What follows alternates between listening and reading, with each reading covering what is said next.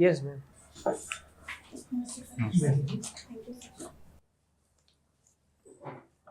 अपना रेज्यूमे पास कीजिए।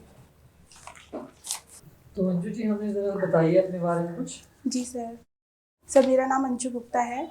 मैं चंडीगढ़ की निवासी हूँ तथा मेरा जन्म राजस्थान में हुआ है। मैंने अपनी स्नातक तक की शिक्षा राजस्थान से ही पूर्ण की है।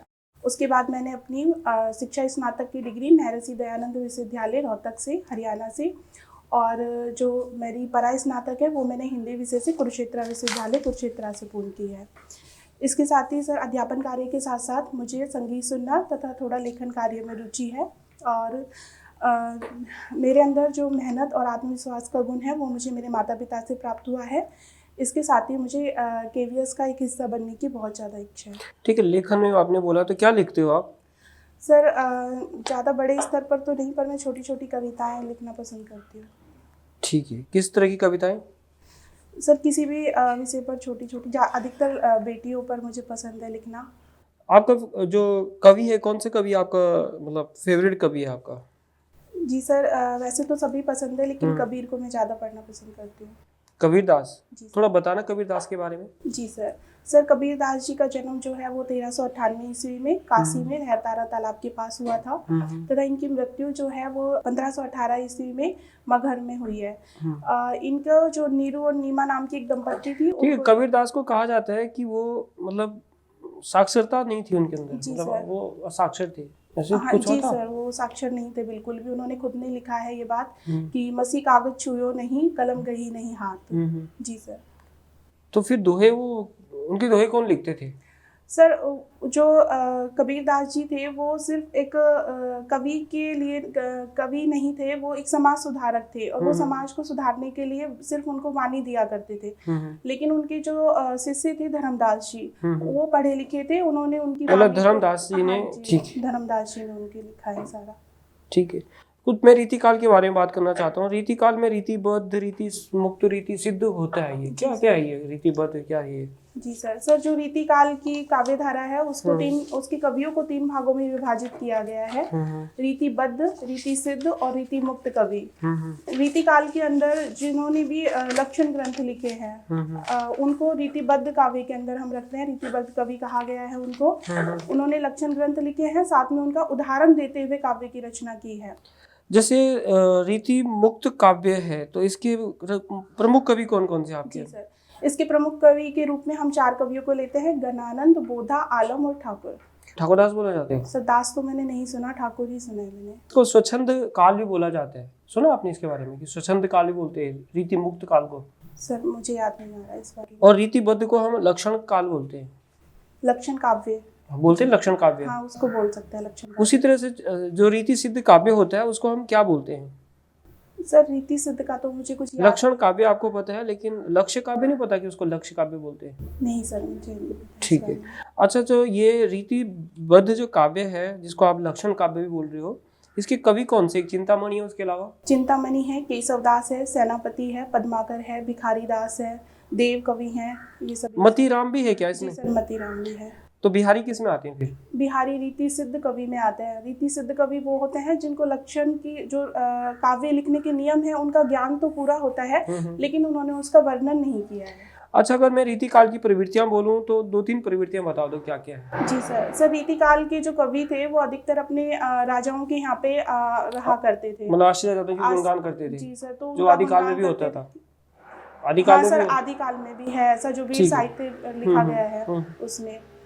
और इसके अलावा सर वो अपने राजा को प्रश्न करने के लिए, खुश करने के लिए, तो देखो चलो, उन्होंने आश्चर्यदाताओं की प्रशंसा कर दी, चलो उसके अलावा उन्होंने प्रकृति के बारे में भी कुछ बोला है क्या? जी सर, उन्होंने प्रकृति का लिखा है, लेकिन प्रकृति को एक तरह से आलम्बन रूप में लिया है उन्होंने कि जैसे नायिका की अगर उन्हें प्रशंसा करनी है तो आलम्बन रूप में लिया या उद्दीपन रूप में लिया है? सर उद्दीपन रूप में लिया है रीति। और कुछ भाषा के बारे में बताओ इनकी। सर भाषा तो इनकी ब्रज भाषा ही ज्यादा रही है रीतिकाल में। ठीक है, ब्रज भाषा का, ठीक है। उसके बाद मैं आधुनिक काल में आता हूँ। आधुनिक काल को हम पुनर्जागरण काल, जो भारतेंदु काल है उसको पुनर्जागरण काल बोलते हैं। क्यों बोलते हैं उस पुनर्जागरण काल? ऐसा क्या हुआ, भारतेंदु जी आए और सब कुछ परिवर्तन हो गया? जी सर जैसे राजा राम मोहन रॉय 1828 में बुक लिखी थी उन्होंने, जी उसमें सर। उसको पुनर्जागरण बोला था हिस्ट्री के अकॉर्डिंग, तो वही यहाँ पर क्या हुआ है भारतेंदु के आने जी पे? सर जो भारतेंदु काल है वो 1850 से शुरू माना जाता है। इसमें इससे पहले का जो काल है, पहले हम उसके बारे में बात करते हैं कि रीति काल जो था, उसमें जो समाज था, जो समाज में जो भी कुरीतियां व्याप्त थी या राष्ट्रीयता थी, उसके ऊपर बिल्कुल ध्यान नहीं दिया गया था। उसमें सिर्फ श्रृंगारपूरक कविताएं लिखी गई थी।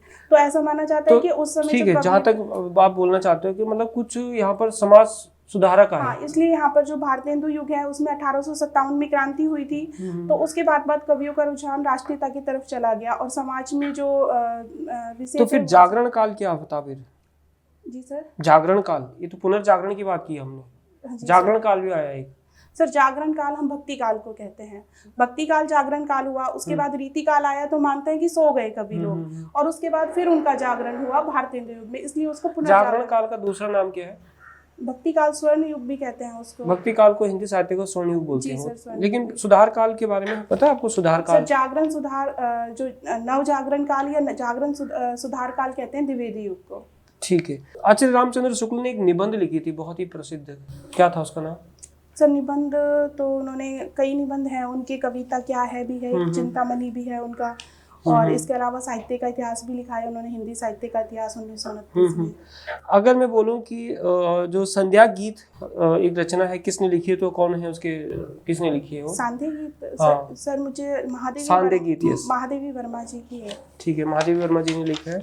जो डेमो प्रिपेयर किया आपने? जी सर। तो आप डेमो दे सकते हो। अभी क्या पढ़ा रहे हो आज? सर तुलसीदास। ठीक है।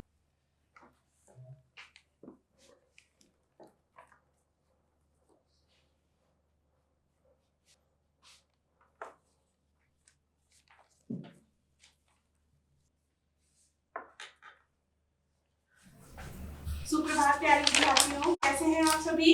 अच्छे हैं सभी? हाँ, मैं भी बहुत अच्छी हूँ, और आप सभी के मुस्कुराते हुए चेहरे देखकर तो और भी अच्छी हो गई हूँ। बच्चों, आज दिनांक कितनी है?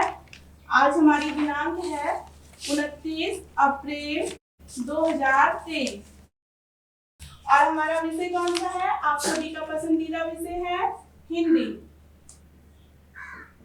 आज हम हिंदी पद पढ़ेंगे।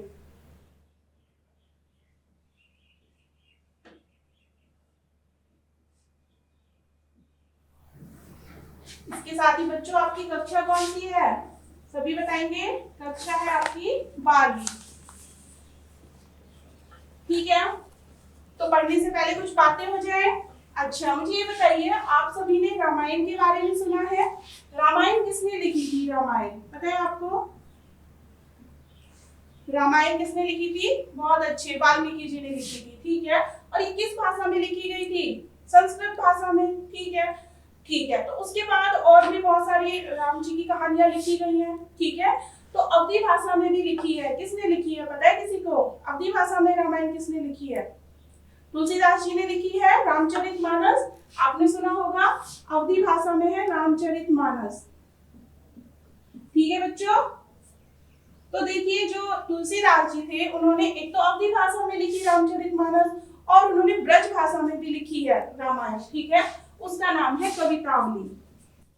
ठीक है बच्चों, अवधी भाषा और ब्रज भाषा में अंतर क्या है? सर एक क्षेत्र विशेष की भाषा है ब्रज। इनका मतलब पहले कौन सी भाषा है, अवधी आई या पहले ब्रज? दोनों वैसे साथ में ही आई थी, लेकिन जो ब्रज भाषा है वो ज्यादा प्रचलित हो गई काव्य के अंदर। ठीक है बच्चों, जो कवितावली और रामचरितमानस है, उसके तुलसीदास जी ने 7 कांड करके उनका वर्णन किया है राम जी की कहानी का। ठीक है, जिस प्रकार से बाल लीलाओं का वर्णन कर दिया बाल कांड में। ठीक है, उसके बाद अयोध्या कांड, फिर वो वनवास के लिए चले गए थे तो अरण्य कांड। ठीक है, उसके बाद जब सीता जी को रावण ले गए थे तो फिर वो ढूंढने के लिए निकले थे, किष्किंधा कांड में उनका वर्णन है कि वो हनुमान जी से और सुग्रीव से मिले थे। ठीक है, उसके बाद सुंदरकांड आता है, और उसके बाद लंका कांड आता है। लंका कांड में जो सीता जी को लेकर आए थे वापस, वो हो गया। ठीक है, अब आखिरी जो हमारा आता है वो आता है उत्तरकांड। ठीक है बच्चों, कौन सा कांड आता है? उत्तरकांड आता है हमारा। ठीक है, जो कवितावली में भी है और रामचरितमानस भी है। यहाँ पर ये ब्रज भाषा में है, यहाँ पर ये अवधी भाषा में है। तो जो उत्तरकांड है उसमें जो कली काल है यानी कलयुग है, उसमें जो बुराइयां थी, ठीक है, जो भी बेरोजगारी थी, किस प्रकार से लोग भूखे मर रहे थे, क्या स्थिति थी, उसका वर्णन इन्होंने उत्तरकांड में किया है। तो हमारी पाठ्य पुस्तक में बच्चों जो कवितावली है उसके उत्तरकांड के कुछ पद लिए गए हैं जिनको हम आज पढ़ेंगे। ठीक है बच्चों, तो देखेंगे आज का हमारा उपविषय होगा कवितावली उत्तरकांड। ठीक है बच्चों, सभी को समझ में आया अभी उत्तरकांड क्या है? किसी को कुछ पूछना है इसमें? समझ में आ गया?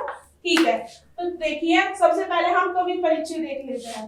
जैसा कि मैंने बताया इनके कवि कौन है, कवितावली की कवि है तुलसीदास जी। दिखाई दे रहा है सभी को? तुलसीदास जी हैं इनकी कवि।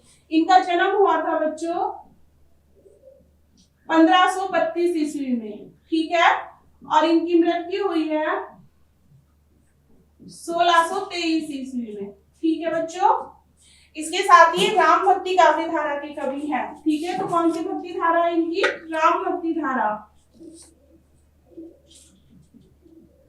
और इसको हम सगुन भक्ति के अंदर भी लेते हैं। ठीक है, तो ये बात भी आपको याद रख लीजिए। ये हमारा कवि के बारे में थोड़ी सी जानकारी हो गई, इतना आपको याद रखना है। अब आते हैं हम हमारे पदों के ऊपर। ठीक है,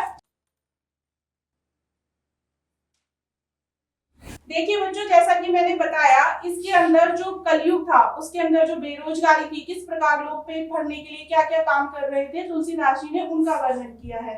तो देखिए यहाँ पे पहला जो पद है उसमें तुलसीदास जी बता रहे हैं कि लोग अपना पेट भरने के लिए क्या क्या काम करते हैं। ठीक है, तो यहाँ कह रहे हैं किसबी किसान कुल बनिक भिखारी भाट।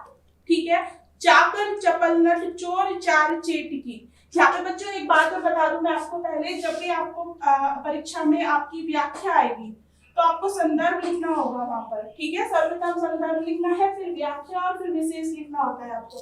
तो संदर्भ में देखिए इस पद के बारे में आपको लिखना होगा। क्या लिखेंगे आप संदर्भ में कि प्रस्तुत पद्यांश हमारी आरोह भाग पुस्तक 2 के तुलसीदास जी द्वारा रचित कवितावली उत्तरकांड से उद्धत है। ठीक है, इतना आपको संदर्भ में लिखना है। उसके बाद जो व्याख्या करेंगे आप, तो व्याख्या में आपको जो मैं आपको समझा रही हूँ इसका भावार्थ वो लिखना होगा। ठीक है बच्चों, तो देखिए क्या कह रहे हैं, यहाँ हम शब्दार्थ देख लेते हैं क्योंकि ये थोड़ा ब्रज भाषा में है तो इसमें शब्दों का अर्थ ज्यादा आपको जानना जरूरी है। इसमें कह रहे हैं किस भी, क्या कह रहे हैं, किस भी किसान कुल बनिक भिखारी भाट। किस भी से अर्थात होता है कोई भी धंधा करने वाला। ठीक है, कोई भी धंधा करने वाला। किसान, किसान आपको पता है जो खेती करता है। बनिक, बनिक होता है व्यापार करने वाला। बनिक कौन होता है बच्चों? कोई भी व्यापार करने वाला, तो व्यापार करना। इसके बाद हमारा आता है भिखारी यानी कि भीख मांगने वाला। भाट होते हैं बच्चों जो जगह जगह जाकर गीत गाते हैं ना, गाने गाते हुए घूमते हैं और अपने पेट भरने के लिए, तो जो गाने गाते हैं ना उनको। ठीक है, बैठ जाओ।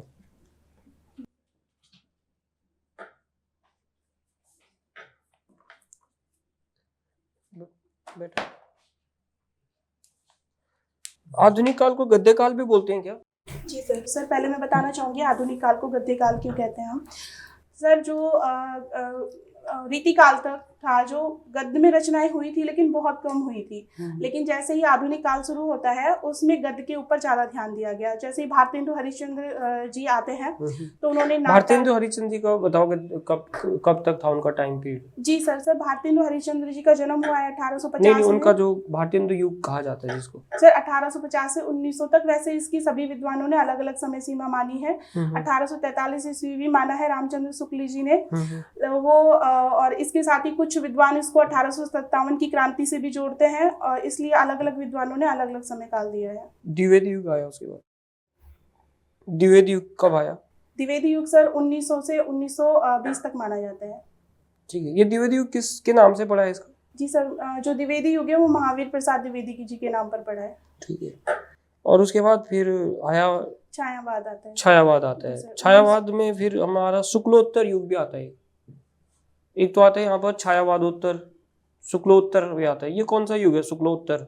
सर ये जो रामचंद्र अच्छा, रामचंद्र शुक्ल जी थे, हम्म। उसमें जब हम आलोचनाओं के बारे में लिखते हैं ना, तो वहाँ पे जो शुक्ल युग, शुक्ल से पूर्व का युग, शुक्ल युग और शुक्लोत्तर युग, वो आलोचनाओं के संबंध में आता इसमें है। प्रगतिवाद और प्रयोगवाद में क्या क्या था? प्रगतिवाद और प्रयोगवाद। जी सर जो प्रगतिवाद है उसके अंदर जो समाज में बुराइयां व्याप्ति, जो समाज जो संघर्ष कर रहा था उसके बारे में विषय लेकर वर्णन किया गया है, और इसमें समाज को ही मुख्य बिंदु रखा गया है। लेकिन जो प्रयोगवाद है उसमें व्यक्ति को मुख्य बिंदु रखा गया है, व्यक्ति के जो मनोभाव होते हैं उनको मुख्य बिंदु रखा गया है।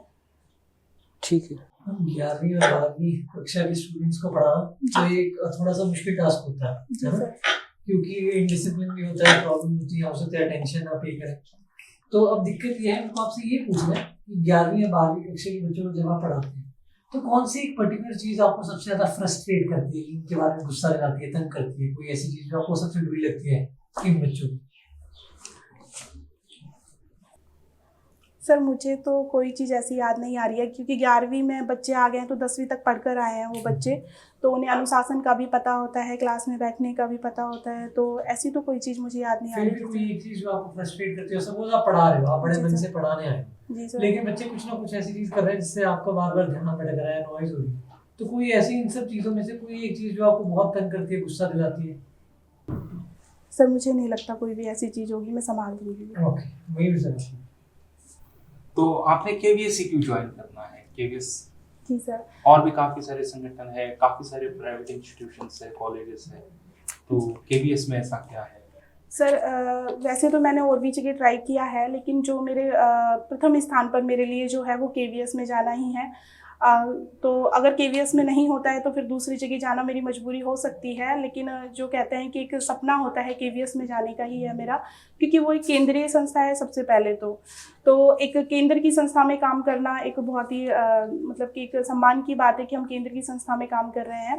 इसके साथ ही सर जो केवीएस का जो संस्कृति है, जो माहौल है, वो बहुत ही अच्छा है। मैंने जितना जाना है उसके बारे में, और मैं खुद भी 1-2 बार केवीएस में गई हूँ, मैंने जाकर देखा है, तो वहाँ का माहौल मुझे बहुत अच्छा लगा। और इसके साथ ही सर उसमें जो बच्चे हैं उनके विकास के साथ साथ जो अध्यापक हैं उनको भी अपने विकास के पूरे अवसर दिए जाते हैं। तो मुझे ऐसा प्रतीत होता है कि मैं जितना मेरे पास ज्ञान है उसको बांटने के साथ साथ मैं आगे सीखने का भी मुझे उसमें अवसर प्राप्त होगा, तो इसलिए मैं केवीएस में जाना चाहती हूँ। तो एक हमारा भी आखिरी क्वेश्चन रहेगा आपके लिए पैनल की तरफ से। जैसे आपके सब्जेक्ट के ऊपर बात हो गई, डेमो भी हो गया, सब कुछ हो गया है, तो इस पोजीशन के लिए हमारे पास काफ़ी सारे इंटरव्यूज हो रहे हैं और काफ़ी सारे कैंडिडेट्स आके अच्छा परफॉर्म कर रहे हैं और हमें बेस्ट ऑफ द बेस्ट को सिलेक्ट करना है इसमें। तो आप हमें अभी नेक्स्ट 30 सेकेंड्स में कन्विंस कीजिए कि why we should hire you for this position. जी सर। सर जैसा कि आप कह रहे हैं कि आपके पास और भी बहुत सारे कैंडिडेट हैं, तो मैं मानती हूँ कि वो बहुत अच्छे होंगे अपने विषय में भी, और बाकी उनमें और भी ज़्यादा होंगी जो भी विशेषताएं हैं, परंतु मुझे ऐसा लगता है कि मेरे अंदर जो अध्यापन का कार्य है वो मतलब सीखने से नहीं आया है, वो मेरे अंदर है। एक तो मुझे ये लगता है, तो इसके लिए मुझे लगता है कि मैं बहुत अच्छे से उस काम को रुचि लेकर कर सकती हूँ। इसके साथ ही मैं अपने जो बच्चे हैं उनको अपने साथ जोड़ने का गुण रखती हूँ कि बच्चों को रुचि दिलाकर पढ़ाने का कार्य मैं कर सकती हूँ बहुत अच्छे से। और इसके साथ ही सर मुझे ऐसा लगता है कि बच्चों को सिर्फ ज्ञान ही नहीं, उन्हें मोटिवेट करना भी बहुत ज़रूरी होता है और नैतिक शिक्षा बहुत ज़रूरी होती है, तो इस कार्य में भी मैं अपना योगदान बहुत अच्छे से दे सकती हूँ। ठीक। सो अंजू मैम, तो इंट्रो अच्छा था, लेकिन मुझे ऐसा लगता है कि आप इसे थोड़ा सा स्लो कर सकते हैं। स्लो यानी आप बहुत फास्ट बोलते हैं, उसमें आपको भी सांस में थोड़ी सी, मुझे कहीं ना कहीं लगता है कि क्या होता है, थोड़ा पॉज ले लेके बोलेंगे तो आपको भी थोड़ा उसमें ये मिलेगा, एक ब्रीथिंग स्पेस मिलेगा और हमें भी सारे शब्द सुनने के लिए ये हो जाएगा। आप बहुत लेंथ में, मतलब बोलते ना कि बिना रुके वो कंटिन्यूस सेंटेंसेस होते हैं, तो उसमें आप थोड़ा सा ध्यान रखिएगा। You can take pauses in between. Subject के बारे में बात करूं, आपके अवेयरनेस है, आपने काफी सारे क्वेश्चंस का सही जवाब दिया है। सब्जेक्ट के ऊपर आपकी कमांड है, पकड़ है, उसमें कोई मैं फिर डेमो की भी मैं बात करूं तो डेमो आपका अच्छा था, बट अगर मुझे डेमो में भी ये बात नजर आई कि आप बहुत कंटिन्यूस सेंटेंसेस बोलते जाते हैं। पॉज लेने से थोड़ा बच्चों को भी एक सुनने का एक मौका मिलेगा, कुछ क्वेश्चंस रहेंगे तो पूछ सकते हैं, क्योंकि आप एक ही फ्लो में जब कंटिन्यूस पढ़ाते जाते हो ना, तो वो आपके लिए भी तकलीफ वाली बात है, वो एज ए टीचर भी, कि आप कंटिन्यूस बोले जा रहे हो, कहीं ना कहीं तो पॉज चाहिए, तो रिदम भी मेंटेन रहती है उसमें। वो ये दो चीजें। और दूसरा मैंने देखा था कि आई कांटेक्ट आज थोड़ा सा मिसिंग था। जैसे अगर सर अगर क्वेश्चन पूछ रहे तो आपका एक जो वन वे कम्युनिकेशन टाइप लग रहा था, सर की तरफ ही आपका ये था। बाकी दो भी पैनलिस्ट थे, हम ऑब्जर्व कर रहे थे आपको, तो आपको ये भी रखना है कि जब आप कोई सवाल का जवाब दे रहे तो हमें इस तरीके से हमारे आई कांटेक्ट को रखना जरूरी है। तो ये दो चीजों पे आप ध्यान दीजिए। बाकी तो आपका वॉइस भी सही है, हैंडराइटिंग भी सही है, डेमो मैंने देख लिया, कॉन्फिडेंस अच्छा है। बस देख लीजिएगा अगर आप ये पॉसिबल है, या अगर आपका नॉर्मली बात करने का तरीका नहीं, ऐसे है सर, मैं कर कि एक लूंगी। एक लेंथ में ही आप बात नो, कर सर, लो, मैं कर थोड़ा सा उसको अगर पॉज देके करेंगे तो अच्छा रहेगा। बाकी ओवरऑल अच्छा था सर। ठीक है। तो जैसे सर ने बताया, बातें हमारी मेरी भी वैसी हैं कि जो सर ने बताया कि आप थोड़ा जल्दी बोल रहे थे, क्योंकि हम किसी को पढ़ा रहे हैं तो हमें इस हिसाब से देखना है कि क्लास बैठी है, तो वो हमें देखना है। और डेमो वाला पार्ट आपका ठीक था, थोड़ा सा इंट्रोडक्शन वाले पार्ट में ज़्यादा लेंथी हो गया था, बट फिर भी ठीक है। तो उसके अलावा जो इसके पार्ट है वो वाला मेरे को बहुत कन्विंसिंग लगा कि आपने कहा कि और करेंगे इसमें आपसे। तो ओवरऑल सब्जेक्ट पे तो आपकी अच्छी कमांड है ये, तो मुझे कोई प्रॉब्लम नहीं है। मेरे को काफ़ी ज़्यादा सर्टेनिटी में श्योर हूँ कि इस बार आपका हायरिंग हो जाएगा। ठीक है। ठीक है।